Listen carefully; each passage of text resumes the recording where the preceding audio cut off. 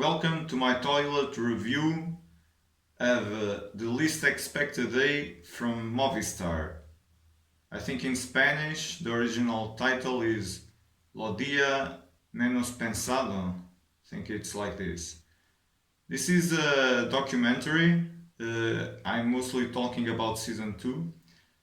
It's a documentary that came out last year about the 2019 season of the Movistar cycling team, and now it came out like around 1 week ago, I think, about the 2020 season from Movistar cycling team.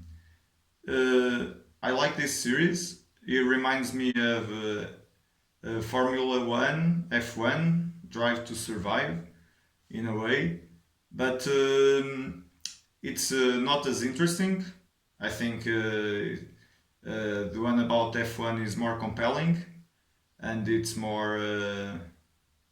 I think it goes like this. I think this one looks like a marketing tool from Movistar. I think they are mostly, if not at all, the sole production team is from Movistar. If it's not, it's like half and half, and they probably sold the rights to Netflix. I watched it on Netflix. I think in Spain it's available outside of Netflix. I'm not sure. Don't take my word as gospel. So this follows Movistar team on the 2020 season, cycling season, from Giro, Tour de France, and Vuelta.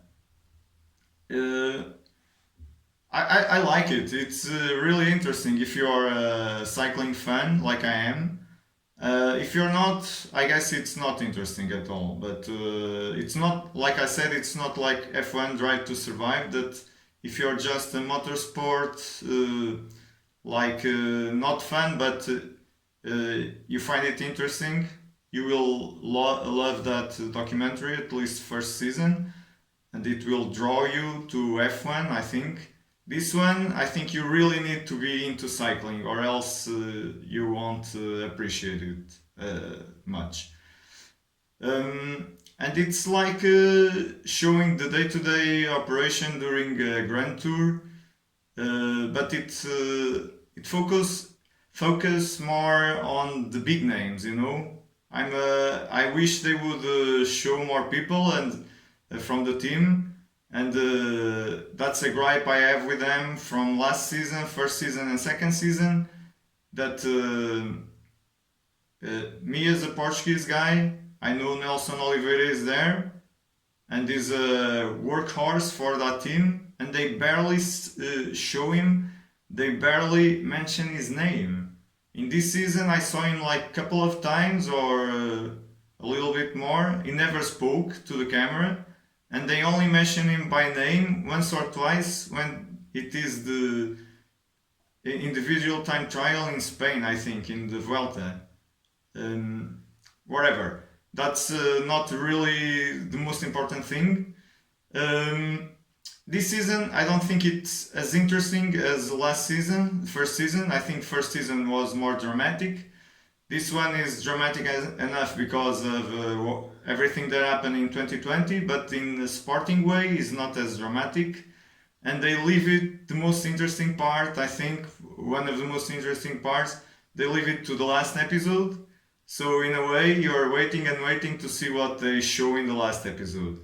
That is about the way Roglic won the Vuelta. I just realized after filming that I forgot one positive thing. Also, another positive thing to add is that this year they showed in the last episode glimpses of the female team, not just the male team from Movistar. And I think that's interesting because they have a female team, they said from 2018 onwards, and they tease that they will show them more next year. So I hope, because come on, if you're a cycling fan, you should also follow the woman team. And I think they have a strong roster. I'm not sure. I don't follow much, but honestly, but I think it's important, man. They do the same as the guys in terms of work. Not they don't have the same opportunities to race.